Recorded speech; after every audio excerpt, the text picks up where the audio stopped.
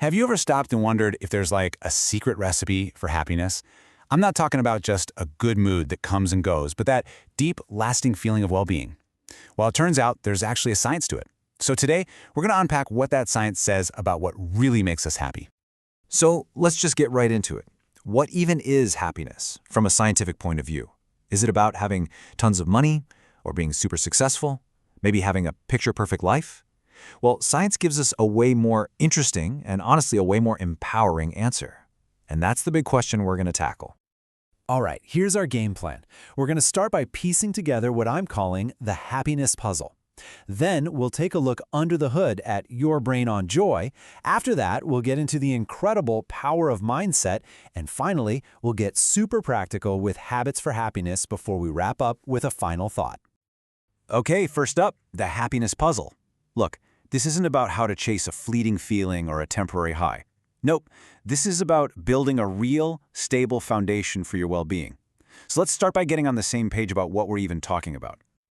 You know, when scientists talk about happiness, they're talking about this whole package. It's partly about having positive emotions, for sure, but it goes deeper. It's also about a general feeling of contentment, and, this is the big one, a sense that your life is good, that it has meaning, and that it's all worthwhile.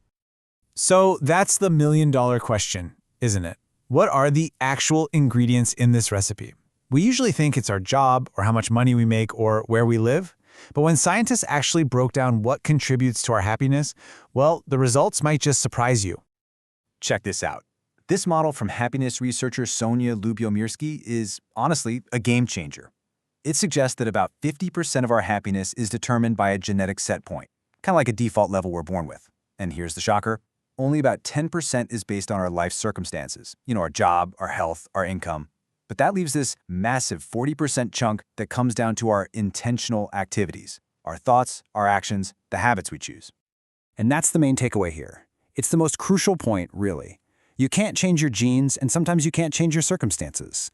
But that 40%, that is a huge, huge slice of the pie that you have direct influence over. It means you're not just a passenger along for the ride. You're actually in the driver's seat. How empowering is that? So, now that we know a huge chunk of our happiness is in our control, let's peek inside our own heads to see how it all works. What's actually going on in your brain when you feel joy? Well, it pretty much comes down to a few key chemical messengers. Let's meet the feel-good chemicals. You've got dopamine. That's the reward you feel when you check something off your to-do list. There's serotonin, which helps regulate your overall mood. Think of it as the everything's gonna be okay molecule. Then there's oxytocin, the love hormone, which you get from hugging a friend or connecting with someone. And finally, endorphins, your body's natural pain reliever. That's what gives you a runner's high. And here's the coolest part. This connects right back to that 40% we were just talking about. You can literally decide to do things, go for a walk, hug someone you love, finish a small task that act like a button you can press to release these happy chemicals in your brain. You can do it on purpose. Okay, so we've talked about the brain's hardware, the chemicals. Now let's talk about the software that runs on it. And that, my friends, is your mindset. This is all about how your thoughts and your beliefs literally create the reality you experience every single day. So a person with a fixed mindset tends to believe their talents are set in stone. Challenges feel risky, and failure feels like a final judgment. But someone with a growth mindset, a concept from psychologist Carol Dweck, believes they can learn and grow. For them, challenges are exciting, and failure? It's not an endpoint, it's just a lesson. It's pretty clear which one of these is the foundation for resilience and long-term happiness. And look, there's that number again, 40%. Cultivating a growth mindset is a massive part of taking control of that 40%. It's the engine that drives your intentional actions and helps you see bumps in the road as just part of the journey. All right, we've gone through the what and the why. Now it's time for the how. How do we actually put all this amazing science into practice in our daily lives? Well, we do it by building simple, powerful habits. See, your brain has this amazing ability called neuroplasticity. It means your brain can literally change itself. It can form new connections and pathways based on your experiences. So by practicing certain habits, you're not just hoping to feel better, you're actively rewiring your brain to be happier. It's like taking your brain to the gym. In fact, let's try one right now. A simple gratitude exercise like this has been proven to give you a little boost of both dopamine and serotonin. So just pause for a second. Take a deep breath.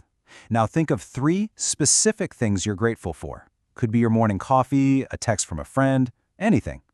Now try to actually feel the positive emotion that comes with that thought.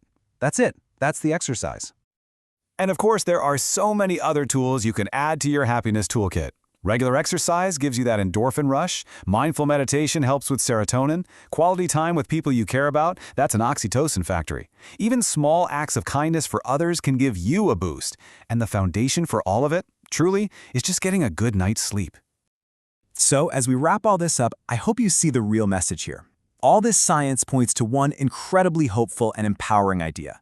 Your happiness isn't something that just randomly happens to you. If you remember one thing, let it be this. Happiness is not some destination on a map that you're trying to find. It's not a treasure chest you stumble upon. It is a practice. It's a skill you build, one small intentional choice at a time. And over time, those choices literally reshape your brain and your life. So I'll leave you with this one question to think about. Knowing that you have the power to influence that huge 40% chunk of your own well-being, what's just one small, simple step you're going to take for your happiness today?